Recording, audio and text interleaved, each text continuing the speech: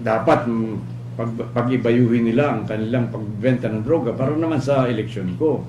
So wala kang ginagawa kundi sasabihin mo general denial. Alam mo naman, Secretary de Lima, Senator de Lima, yung general denial na yan, yung hindi yan mag-prevail over the positive testimony ng mga inmates and itong mga other government witnesses. Sinabihan ka ng dalawang NBI men na ikaw tumanggap ng 10 milyon. Hindi mo tinatanggi. Sinabi ni Jonel Sanchez na sa your closeness with Ronnie Dayan, meron pa kayong sinasabi doon ni Ronel na meron kayong sex video. Hindi mo tinatanggi. Sapagkat yung closeness mo kay Ronnie Dayan, yan ang naging tulay o naging dahilan kung bakit si Ronnie Dayan ay naging labas-masok sa loob ng bilibid at nakakapag kuha ng mga pera na proceeds ng illegal drugs. So hindi maaaring pwedeng palaging general denial. Tapos sinasabi, nagyayabang ka, bakit hindi nila ipatawag si JB Sebastian at nang malaman lang tunay na katotohanan? O anong nangyari? Pinatawag at sumulpot sa hearing si JB Sebastian. Anong ginawa ni JB Sebastian? Lalo kang diniin na ikaw ay talagang binigyan yung 10 bilyong piso sa gagamitin sa eleksyon mo. Tapos tinanggihan ka na sinasabi mo siya ay asset na hindi mo naman pala asset. So tapos sasabihin mo, he was pressured. Kaya yung mga ganyang mga depensa, mag-imbento ka naman ng maganda-gandang depensa, hindi yung puro ganyan. So the NBI po is still trying to build an airtight case. Kasi parang nauna po yung BACC. Will it not affect at all yung purpose ng NBI? Well, wala kaming magagawa sa BACC. As matter of fact, talagang napakarami ng nagsasabi na talagang hinog na ang pag-file ng case ng versus Senator de Lima. At yun nga ang ginawa ng BACC. So hindi ko naman sila talagang masisisi sapagkat talaga namang napakalakas ng ebidensya sa laban sa kanya at laban dun sa mga iba pang taong dinimanda. Ngayon, with respect to the action or actuation by the NBI, bayaan po ninyong gawin ng NBI ng kanilang ginagawa sapagkat ako naman ay meron ding parang suggestion kung ano dapat lang gawin bilang head ng Department of Justice to which the NBI is attached. Pero sir, if the NBI will file charges on the same ground, tapos the same violation din po, pero pwede po yung i-consolidate na lang yun dun sa pinayal po ng BACC? Pwedeng tama yung sinasabi mo, pwedeng consolidate lang, kaya walang problema. So speaking of NBI, yung house po ay nag-order na ng pag-arrest po ng Ronnie Dayan po. Yung NBI po may efforts para natin siya. Yes, kasi inatasan ng lahat ng mga police agencies, hindi lang NBI, pati mga PNP, pati CIDG kasama dyan, at iba pang law enforcement agencies para arrestuin siya. May warrant of arrest siya eh. So far po ba may update po? Kahit sa immigration po ba na-check po nakalabas na Mukhang hindi pa nakakalabas, but of course we are doing, and of course we could not tell it here kung anong ginagawa natin.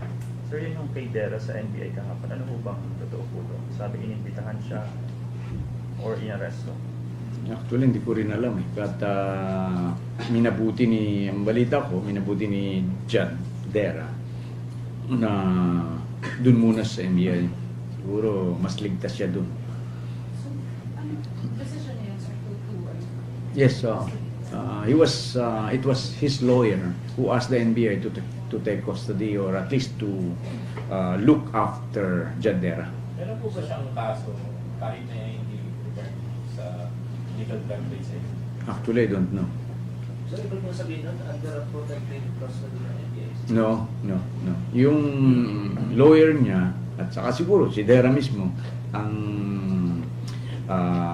pumunta o voluntarily asked the protection of the NBI. Pero wala sa protective custody kasi wala namang formal eh. But ang gusto nung lawyer, Jadera, na malapit lang sila sa NBI. I don't know kung sino po anong kinatatakutan nila kung meron. So, action na po sinabi po sa Mayor Lima na papailan din po niya ng charges si President Duterte and she's going to challenge po yung presidential immunity. Wala namang mangyayari dyan sa kanya eh. Unang-una, he is going against the Supreme Court doctrine. Establisido na yan eh, na the President or the state is immune from suit, and since the state is represented by the President, hindi mo maaaring isu ang Presidente. Otherwise, kung yan ay papayagan mo, lahat ng tao magdidemanda kay President Duterte. Wala nang magagawa yung tao. Yun ang reason behind why the President is immune from suit. Ayun, meron siyang ng habeas corpus o kung ano na bang habeas ang pinafile daw niya. Eh, wala namang, hindi naman in danger ang life or liberty niya or property niya. Kaya, hindi pwedeng arte-arte lang eh. Kinakailan talagang your life must be endangered para bigyan ka ng Supreme Court dyan. So, will JB Sebastian be placed under the double? Ano? Will JB Sebastian be placed under the double? Ano, actually, hindi nga namin inoferan si JB Sebastian ng any WPP protection. Kasi sabi ko, after reading the affidavit, sabi ko, marami dito ang di totoo at mayroon ding totoo. But since and if you are admitted to the witness protection program, you must tell the truth, the whole truth and nothing but the truth. Pero doon pa lang sa umpisa ng mga tanong, eh, laglag na kagad si JB Sebastian na hindi ka panipaniwala yung kanyang mga sagot, kaya hindi ko siya inoferan ng protection, as a witness protection. Tulad halimbawa, sinabi niya, ikaw ba, kilala mo ba JB Sebastian, si Ronnie Dayan? Hindi ko po kilala yan. Maniniwala ka bang isang dragon na Secretary de Lima na napakalapit niya, eh hindi man lang niya nakilala sa buong 5 taon na pamamalagi kasama ni Secretary de Lima si Ronnie Dayan? Tapos sinabi niya, tinanong din siya, alam mo ba kung anong relasyon ni Secretary de Lima kay Ronnie Dayan? Wala po akong alam ng relasyon. So, dun pa lang naniniwala ko na hindi siya nagsasabi ng totoo. Sir, what do you make of these statements mo si JB Sebastian na parang contrast dun sa ibang statements? Ay, actually, ang kinokontra lang niya yung tungkol kay Dayan at saka yung kay Jonel Santos. All others ay pinatutuhanan niya. Kaya dun sa kanyang statement, mas maraming totoo. Masama ba yung sinabi niya na 10 milyon ang binigay ko kay Secretary de Lima sa 5 pagkakataon. At personal yung 2 milyon dun sa kanya. At kaya malaking bagay yun dun sa aming sinasabi na talaga ikaw ay tumatanggap ng drug money. Tapos sinasabi niya, nilabel niya si Secretary de Lima as protector ng illegal drug trade sa loob ng Bilibid. Naniniwala ako dyan sapagkat yan ang talagang sinasabi ng mga ibang mga testigo. So, ang gusto ko lang kahit ganyan, napakaganda sa amin yan, yung mga pinahayag ni JB Sebastian, ay hindi pa rin siya bibigyan ng whatever immunity kasi hindi niya sinasabi yung buong katotohanan. Unang-una yung 10 milyon na yun, chicken feed yun eh. Hindi lang ganun siguro ang binigay niya. Kaya hindi ako niniwala na 10 milyon lang. So, patuloy the treatment po dun sa iba pang mga enemy na nag-testify sa Congress, especially po yung mga kinuha ng DOJ. Anong question mo? What will be the treatment to them? Kasi They are given immunity by the DOJ and by the House of Representatives. So, immunity under by the Hindi, pag nabinigyan ka ng immunity, then magiging witness mo lang sila at hindi mo maaari silang idemanda. At yung bang inmates na nandun tayo sa Nandun pa, kasi ang problema ko ngayon eh. Sikip ang ating bilibid. Nagkaroon ng, alam naman yun, ng patayan, saksakan. Kaya hindi ko malaman kung sinong ibabalik ko dun sa ganung building 14 o sa maximum or medium. Kasi baka magkaroon naman ng awayan eh. So, baka masisisi kami. Kaya hanggang kanina, yan ang pinagmimitingin namin. Sino ba? Saan ba ilalagay dun si ganun? Kaya talagang pinag-aaralan namin para maiwasan yung magkaroon naman ng awayan yung mga inmates. Kahapon, Congressman Naliran pointed out na si Sebastian, hindi sila, yung mga inmates dahil nakakulong na sila, they're not afraid of being charged for lying under oath, but they're afraid of being killed. Kaya pwede nilang sabihin. I mean, sa Congressman Naliano, puro kwan yan, speculation eh. Inuhulaan lang niya eh. Wala naman siyang ebidensya. Ilabas mo yung ebidensya para makapagsalita ka ng ganyan eh. Wala namang yung lahat ng mga testigo yan nagsalita. Hindi sila binayaran, hindi sila tinakot, hindi sila pressure. Ang problema nila, pag hindi ayon yung pagtistiko dun sa gusto nila, eh puro may speculation sila. Eh wala naman silang inilalabas na pruweba. Pruwebahan lang yung mga yan ay binayaran o naakit lamang, gawa nung kung ano. Hindi namin inoferan yun eh. Ng ano man, except yung sinasabi na yung immunity doon sa House of Representatives. So, may update na doon sa investigation po sa MVP lang? Meron na. Pero wala akong hawak. I'm sure na ang nag-investigate niyan is sa CIDG. Sa CIDG kayo magtanong para... Pero wala pang report po na pinadala. Wala eh. Don't know kung magpapadala ng report sa amin yun. Pero tapos na. Pero nagpa-punta pa sa inyo kung pagbibigay ng report na Well, I don't know kung yung procedure nila pwede naman sa... I don't know kung anong kuwan. Hindi ko alam. Pero so far, wala pang pinadadala sa amin. Pero I know, natapos na. At may findings na. Hindi pala. Mayroon na mga nakuha mga statements. Nasa BP, ano naman ang report? Hindi ko pa alam eh. Siguro, mayroon ba kayong mga reporters doon?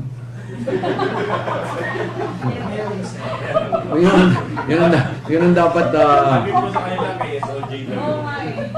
Tahimik sa siya. Nasaan ba si Yusek? Meron na ba tayo? Sir, doon sa complaint ng BACC, 8 lang yung respondents. Tingin niyo po ba mas marami kayo dapat makasunod sa bleaching? Pwedeng dumami. Kasi mayroon ba pwedeng lumabas ng mga tao na sa pag-investigate ng NBI? Mas matalaas na official na. I don't know. Ayoko mag-speculate. Yung tagal ng Yung sa BACC complaint, yung sinayad po nila yung mga testimonies ng mga witnesses na wala pa po submit na yung mga background, yung mga support evidence po. So, during the PI po ba pwede yung DOJ po po Pwede. At saka meron naman silang listahan ng mga bank records and bank accounts, bank account numbers. Meron sila doon sa mga statements ng mga witnesses. Meron doon eh. Are those accounts the same na binabanggit ko po yung una na sabi niyo parang kuryente? Hindi. Iba. Totoo na. Kasi nababangkit na doon sa AMLA report yung iba. Those accounts are registered under the name of Senator Lima or anybody? Hindi. Actually, sinabi ko na, ilang beses ko nang inuulit yan. Pag ikaw sa Senator de Lima at ikaw nagkamal ng salipi galing sa droga, hindi mo i-restro yan sa sarili mong account. Pero ano taong malapit identified na? Yan ang ginagawa natin ng further investigation. Sir, may bagong ano na tayo? Prosecutor General. Wala pa. Nandiyan ata, pumasok pa siya ata si PG. Pero tatransfer siya sa Department of Labor, sa DOLE. Kailan po kayo? Hindi ko alam sa kanya, nasa kanya yun. Pero may nirekomenda po kayo na bakit? Wala pa.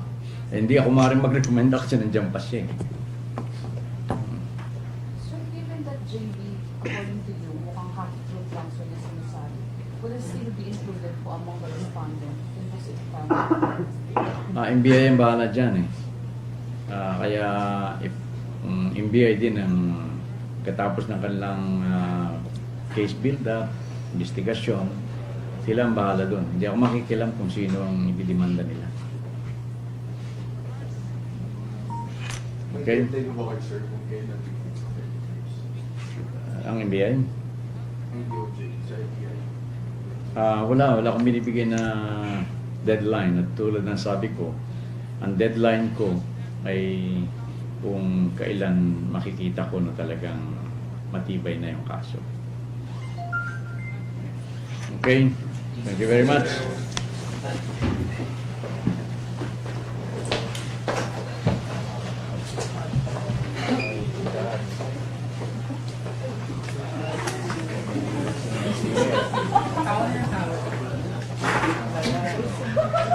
President Duterte should focus on other aspects of leadership. He should also step up on other aspects aside from the war on drugs. With these things that you just mentioned, do you think he's doing that? He's doing a lot that people don't see. Because what he does is, especially during the meetings that most of us don't see, gives a lot of directives. That's why a lot of the meetings, the cabinet meetings, last so long. Because it's a basic issue. Okay, how do we shorten the time where people actually do their requirements? What do we do about this problem? What is happening with issues of titling? Bring that agency to me. Let's meet with them. It's that kind of action that people don't see. Because he believes that, with the secretaries with him, all of them want to do great things. Because feeling nila, well, we have only 6 years. If we need to do a change, we do it now. So ang nangyayari, every secretary wants to get an ear to the president and say, this is what I believe should happen, this is my proposal, but I need some help from you, President. Ito yung mga kailangan namin. And during the cabinet meetings, it's that invigorating. Yun lang, you don't see it. The people that see it are, of course, the different secretaries, and of course, our cabinet, Jun Nevasco. Kasi he's been in charge of trying to get all these cabinet secretaries to move as one in a way that they have their own ways of doing things. So you're saying this administration is not just focused on drugs, security? No. Okay. No, Do you think no. the president should articulate more these things in his speeches, hindi yung puro lang tungkol sa drugs or puro tungkol lang sa... Do you think he should articulate more on these aspects of governance? Ang hirap ng I cannot think for the president kasi, if you were given the stage of being president and you were asked the same question, how would you also answer it? I cannot answer. What I can say is, what is not being said is not the one that is not being captured. And I think that's the one that's important because if people don't see what the different aspects are happening, there are changes. People are saying already. Kami, we were really waiting for the approval rating. Sabi namin, tingnan natin, 71. To a president, ang daming nangyayari. These are the things people are feeling. But kami, like what Ma'am said, we still have to translate it to something more concrete. And the challenge of our office is to show that concreteness. And what we're trying to do is work together with the other offices to make sure when we say something, it really does happen. Ayaw na rin namin yung parang binibenta namin yung sarili. Ito kasi nagawa namin so many etc. We built so many bridges, but in the end, anong change? And that's our challenge. And hopefully we can do a better job in the next few weeks. And in this next 6 months to do that. Asa, good morning. Etong, kasi nabanggit kanina ni spokesman Abella, yung target ng Pangulo na i-reduce ang poverty incidence from 26% to 17%. Meron ba tayong timeline sa inyong tanggapan? Katulad nung ginagawa ng ating men in uniforms sa ating authorities sa war on drugs na in the span of 3 months, bumaba ng 50% or 49% ang crime prevalence sa Pilipinas. Paano ho natin masasabi na mararamdaman kasi hindi naman nakikita yung pag-reduce ng poverty, it is felt by sa mga tao. Paano po natin mai-quantify yung may timeline po ba tayo na in 1 year mararamdaman ng ating mga kababayan yung pagbaba ng poverty incidence? One of the good presentations that was done during the Social Development Initiative Summit was a presentation made by the Dean of Ateneo School of Government. He said, we have so much problems in terms of getting people out of poverty. And maybe the easiest indicator will be employment. Our problem is our economy, we graduate around 1 million every year. And out of 1 to 1.2 million according to him, only around, nung panahon ni GMA, around 580 get employed, 580,000. Panahon ni Pinoy, around 620,000 get employed. So, you have a 10 million workforce that's underemployed or unemployed. Then you have a continuing 400 to 600,000 that join the labor force that are not able to earn a living. So, what we're looking at is if we can work with the numbers of where are these people, how do we combine what the different secretaries are thinking about. Secretary Judy is working with the 4-piece program. Ma'am Gina said environment without helping the poor will not work. We must do something also for the poor. And with 4 models, she's proposing 30 models just to test it out and then move it forward. We have others that are coming in. So, ako, ang parang hinahabol na model is, you're right. I think NEDA, to our mind, already knows where the poor are through the different agencies. The target is, what can make it work? Ngayon, ang nakikita namin to make it work, it has to be a combination of the national sectoral approach and the local government unit approach. Kasi without the two working together, hindi mangyayari yun. That's why after the agendas had been formed, and after the Philippine Development Forum, where we'll be talking with our partners that are going to help us for the Philippines, we will be going from one region to another, discussing the programs with the LGUs, so that the LGUs can also work with us, work with the national government in making things happen. Kasi in the end, it cannot always be national. So even if we're up here and do this, the impact will not be as great. Not unless, one, we synergize horizontally, but we work very closely and synergize also vertically. And that's why the President made an effort to even attend the local government consultations. Sinabi niya talaga, be bygones. It's now time to work together. And the LGU is a pillar. Ang kagandahan ng ating gobyerno, we have already 3 or 4 local chief executives that are in national government, who are the cabinet people. And these are pushing even our own frameworks. Dati, ang tingin natin, national does everything. Now, ang sabi lagi sa akin ni CABSEC, through our Undersecretary Gloria Mercado, lagi niya sinasabi, we have to work closely with the local government units. They are the pillars. If we keep on doing everything on our own, we will have a slight effect. It will change. But if we want it long-lasting, we need the LGUs with us. But that will mean convergence at all levels. Convergence horizontally, convergence vertically. Thank you. Question? Rose Novenario? Hataw? Good morning, sir. May statement kasi si Vice President Leni Robredo the other day yata na ang sabi niya, yung drug problem daw ng Pilipinas ay resulta raw ito ng kahirapan. So, ano po yung maitutulong ng drug war na Administrasyong Duterte para po mabawasan ang kahirapan, para mabawasan na rin siguro yung mga drug peddlers, yung mga small-time players po sa illegal drugs industry? Ano po yung proyekto ng administrasyon po tungkol doon? There are 2 or 3 initiatives that are working. One is being done by DILG. They call it Masa Masid. They are launching a campaign in partnership with the church and the LGUs to work on a rehabilitation program. Kasi they were informed by, during this technical meeting kasama ang DOH, hindi naman lahat ay, yung wala ng pag-asa. I mean, there are, if you take drugs too much naman talaga, after a while, wala ka na eh. Ang tansya nila, of course, I don't know the official figures, pero it's not a big percentage. There are a lot of people that really need treatment, and from treatment, how to earn a living. So when they held these summits together with the LGU, the agreement was, one, can we help each other in putting up rehabilitation centers?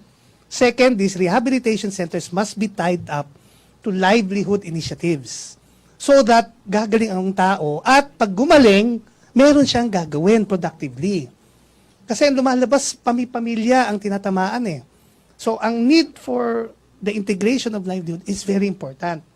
The other one that's being worked out is we're working very closely also with corporate organizations to try and look at not only the development side, but this problem of drugs. Kasi it's not that easy to, when you put up a facility, you need the complete array. You need a psychologist, you need people treating. It's a daily conversation with those that have been hit by it. So what has to happen, and they're proposing, is also how does the private sector also contribute to this? And the third one is groups working with the different summits, like in the Youth Summit. They'd like to be part of it. They'd like to share their experience. And they'd like to volunteer. The other one that we're seeing, even before we launched this program, and the LG launched this program, the LGUs have also been doing their own share. In fact, we found out there are models of convergence between local governments, health, national agencies, and the church to try and work out these initiatives. I don't know where the exact places are, but if you invite the LG, especially, they'll tell you, ito, nangyayari, ganito. And they're launching it. Some have already launched theirs, others are still building theirs. Kaya ang tama kayo, ma'am, kasi in the end, we're really looking at the complete package.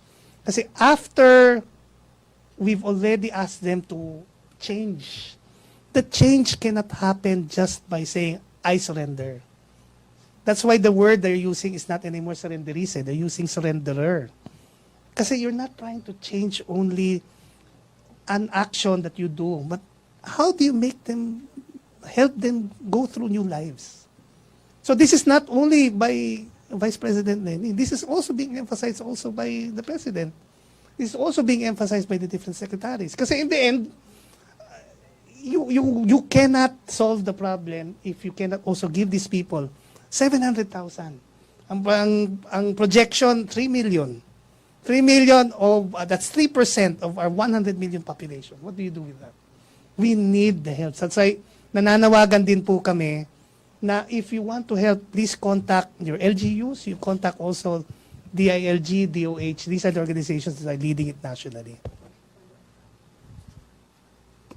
Ay, sir, na-mention nyo po yung private sector participation. May mga iba't iba po tayong NGOs, di ba yung advocacy nila is poverty reduction. So yung halimbawa po, paiigtingin po ba na Administrasyong Duterte yung anti-poverty initiative at makikipagtulungan sa mga NGOs na hindi mangyayari uli o hindi mauulit yung nangyari nung panahon ng GMA administration dun sa Code NGO na pinagkakitaan yung anti-poverty initiative ng iba't ibang NGOs through treasury bonds. I'm not totally aware of yung nangyari doon kay GMA. Of course, may pagka bali-balita ang alam ko. But what I can say is what we've met with almost all the networks, from Code NGO to PRRM to Tanggol Kalikasan to, and now we're going to meet with the corporates. All of them are proposing very concrete measures. In fact, they're asking us, give us an area. How many schools do you need? How many kilometers? How many rehabilitation centers? How many are we treating? Can we work at this level? That's what they're asking us. Kaya kami nagmamadali din Kasi they're ready also So the issue of saying, how do we move for it? Actually, it's moving Ang kailangan lang namin at our level is to hasten also our approach kasi we need also to give them the numbers. Halimbawa, sabi we were meeting with the League of Corporate Foundations. Sabi nila, we are willing to go to regions that we don't have a presence with. But I tell you, they have a map already, nationwide. Where are they present? And they're willing to share it. Now, ang tanong nila, where do you want us to go? Are you willing to go to areas like, even Basilan, even Sulu? Yeah, tell us. So, are you willing to go to drugs areas? Yes. So yung gusto ko lang po sana maklaro, bibigyan ba ng pondo yung mga private NGOs? Magkakaroon ba sila ng access sa government funds? Like nung code NGOs po nung panahon ni GMA, yun po yung question ko. Ma'am, ang belief ng itong administration is how do we work together in doing this? And we both have to come out with resources that will help the situation. Pag ang mangyayari is one depends on the other, most of the time nagkakaproblema din So how do we help each other get those funds? Ang sinasabi nila, we'll take care of some of them. Can you also, if you're doing this, can we make sure nagko-connect tayo? Halimbawa, ma'am, basic example, you put up a road. If people don't have training on livelihood and market access, it will take years before deliver nila yung vegetable o yung palay o yung corn para maganda ang pagkagawa niya at mabenta sa market na mas mataas na presyo. But if the NGOs are there, they can always say, okay, magtatayo pala kayo doon. O kami na bahala dito sa training na to. So ako, I don't like to dwell on the issue if we will give them money. Ako, what's more important is what are the outcomes that we want? And how do we work together in this area, in this sector to do it? If we need additional funds, how do we work together to do it? Kasi ang kagandahan ng atin is how do we also bring back the spirit of voluntarism and willing to help based on your own resources. Kami, we've never been telling NGOs, we have money, join us. No, we don't tell. We always ask them, what do you want? What's your agenda? How do we proceed to there? How do we work together? So they will always tell us, we have some critics about your agenda. Okay. We have some projects. This is what we can do. Kulang kami ng ganito. What can you do? Ang sabi namin, kami din. Kung titignan mo, that's only 3.3 trillion pesos. Pagdating sa budget, it cannot cover for everything. So ang kailangan is to multiply, to help others make it work out and help them do it. Ngayon, we don't want to go into measures that will be, controversial. What is important kasi is the outcome na kailangan dun sa baba. Okay. I hope nakatulong yun, ma'am. Questions? Ang point ko, sir, kasi yung prevention ng corruption. Ay, totoo yan, ma'am. We will not, of course, this administration is standing very strongly against corruption. And we will not provide any mechanisms that will provide for that. Questions? No more? Okay na tayo. Pero sorry yung sanang Pantawid Pamilyang Pilipino program under Duterte administration, sir. Right now, ito yung inaayos po ni Ma'am Judy. When she first presented it to some discussions during the social development cluster, she was already telling of we have to improve on this kasi it's one of the programs na talagang direct ang impact talaga sa tao. So, hopefully when she gets invited also in this affair, she can share to you what are the latest strategies they're going to use for it. Okay. And I think the framework is a framework of not only providing provisions for your ability to work out your daily needs, but how does it connect to also economic adventures? Kasi lumalabas, a big portion ng mga tao, yung question ng nutrition, mukhang naaayos na eh. Ang problema, nakakakain sila, at least for the target 4 Ps, but wala silang livelihood. Eh di wala rin. How do we connect? And her administration in DSWD is working very hard on this. Okay, thank you. No more questions. Presidential spokesperson Ernesto Abella. Thank you, sir.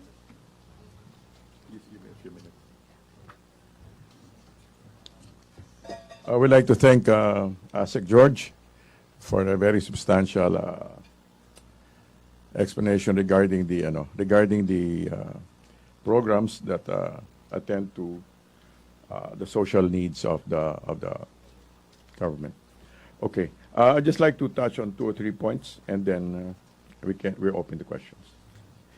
Number 1, Palace invites the UN to probe killings. Executive Secretary Salvador Midaldea said the Palace has sent the invitation to UN Special Rapporteur Agnes Calamard and is awaiting her response. In its invitation, the Palace also urged, and I think this is notable, the UN Rapporteur to include in her investigation the killings of law enforcers by drug suspects so that she could obtain an accurate perspective of the drug problem in the country. Next. Senator Leila de Lima is threatening to file charges against her detractors, including President Rodrigo Duterte, for their blatant abuse of power. She said she would seek the Supreme Court a writ of amparo and habeas date and come up with a test case on the limits of presidential immunity. This has been referred, I referred to Secretary Aguirre regarding this matter, and she said that the issue will not prosper.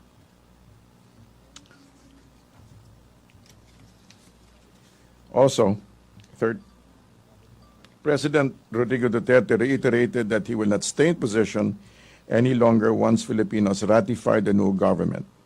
If these guys can hammer it out, itong hinihingi ng ating mga kababayang Muslim na federal government, if we can finish it in 2 or 3 years, I will go, I will resign.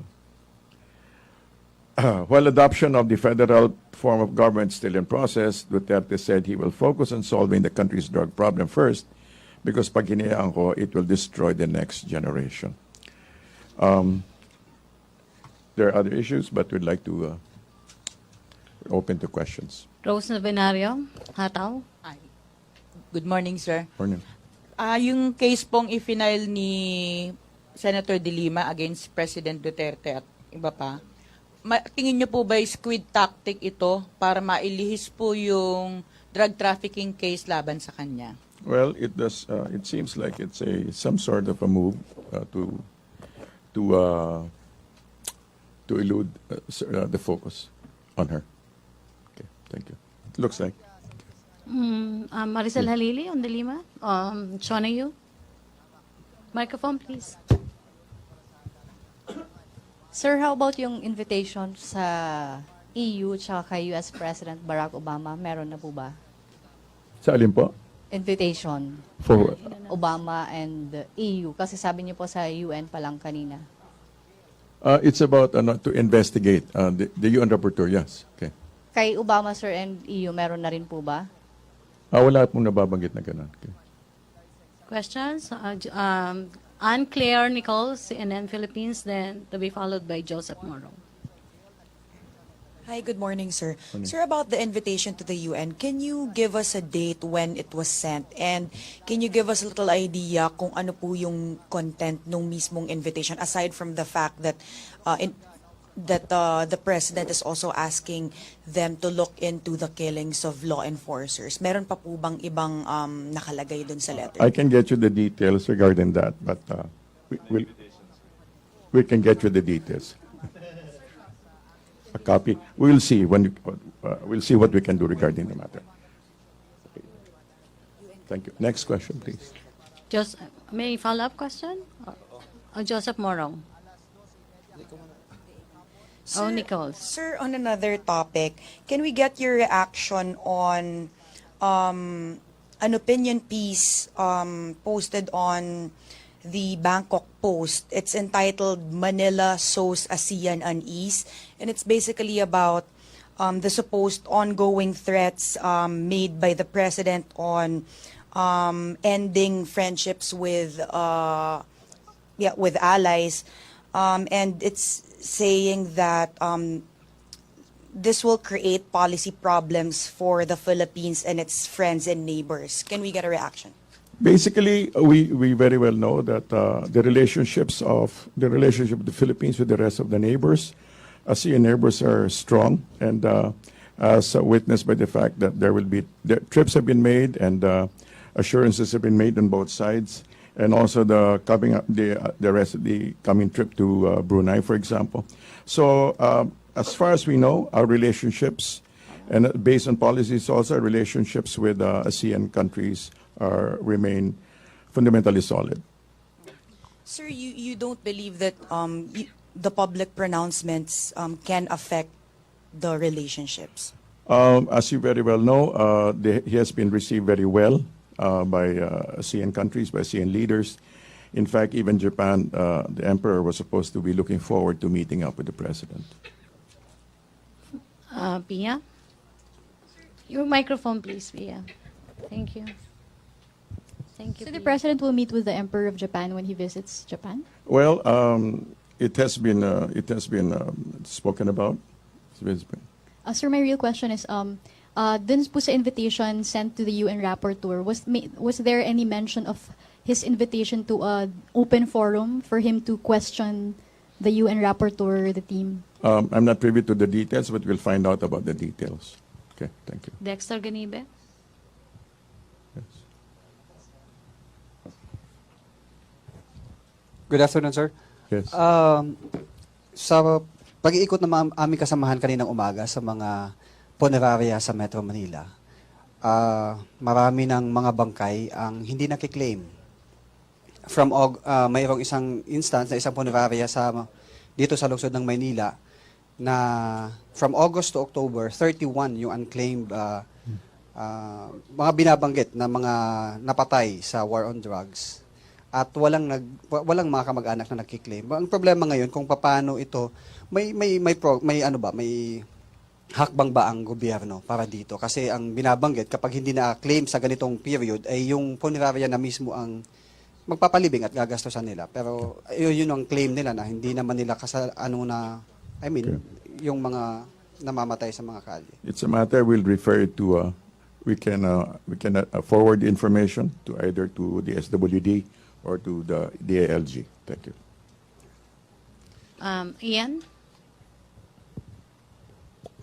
Hello, sir. Since the recently concluded military exercises are already deemed to be the last under his term, according to the President himself, and military exercises are under the Visiting Forces Agreement, is he expected soon to advise the Department of Foreign Affairs to serve notice of the VFA's termination? As far as we know, the exercises were the last for this year, and I'm sure the matter will be under discussion with the department. Thank you. Thank you, sir. Tina Mendez, Philippine Star. Sir, good afternoon. In line with the President's visit to China, there is a call at the Senate to ratify the Treaty on the Asian Infrastructure Investment Bank, where we are a founding member. How soon can we get any call from the palace to expedite this? We'll also have to check on that with the Office of the Executive Secretary regarding the timeline. Thank you. Thank you. Joseph Dempia. Sir, good morning po. So yesterday, Justice Carpio was guest at the FIBLEX yata closing. And then he said that it is our duty, the government's duty, to protect the EEZ. And we do that by joint patrols, which the President does not want. Okay. So the implication is, the insinuation is that kung hindi pagpapatuloy yung joint patrols, the President might be amiss in his duty as per constitutional requirements, sir. As per the president's decision, which has been carefully considered, he has his own alternatives regarding the matter, And he is fully aware of his responsibility regarding the EEZ. Thank you. So, sir, he maintains na tama yung direction niya as far as, stopping the joint patrols. As far as we know, yes. Okay. Is he open to probably talking to the president? I mean, talking to the Justice Carpio, because he's one of the individuals who raised the case to. I'm sure Hague. if the justice were to approach him, they would have a dialogue. So he's open, no? That's my that's my considered opinion. Yes. Yes, sir. I think Senator De Lima, he said that Justice Aguirre said it will not prosper. How? Simply because the president enjoys immunity while in office. Okay. And it cannot be challenged. As it stands, yes.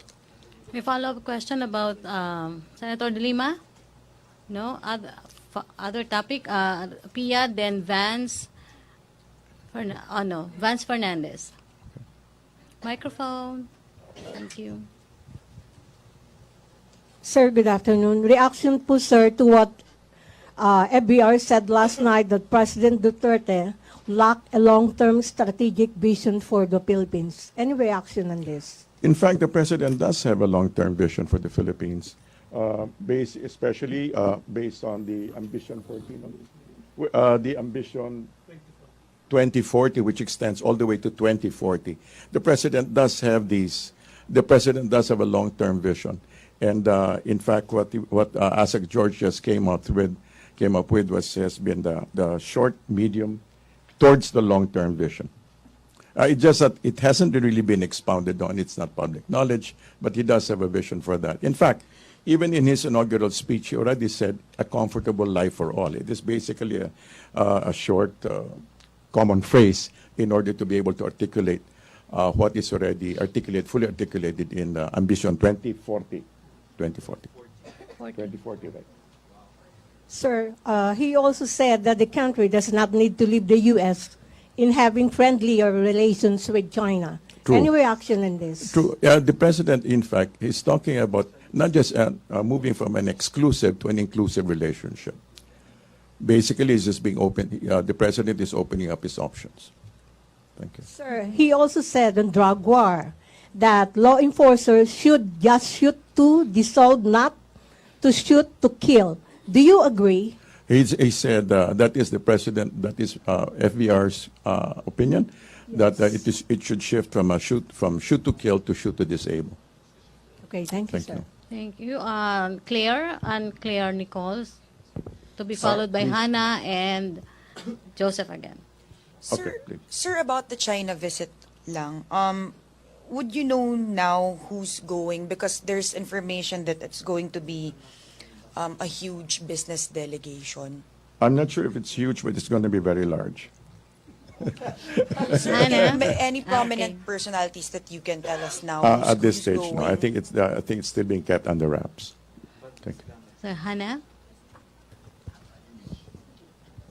Hi sir, patanong lang sir yung status po daw ng executive order kung kailan po mapipirmahan. Which executive order? Yung nationwide smoking ban, Okay.